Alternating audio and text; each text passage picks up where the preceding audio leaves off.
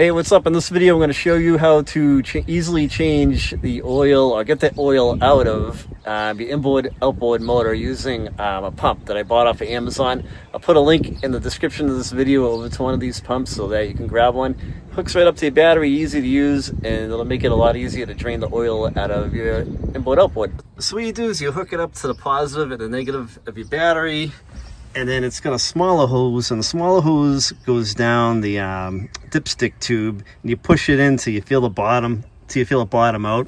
This happens to be a 4.3 Mercruiser motor, but this pump isn't specific to this motor. You can use it on all kinds of applications. So then you put the other side of the tube in a bottle, preferably an oil jug. So what I'll do is, when this is all done, I'm going to empty this out into the jug that my oil is in and get it out of this one. Just hit the thing, and the oil comes out.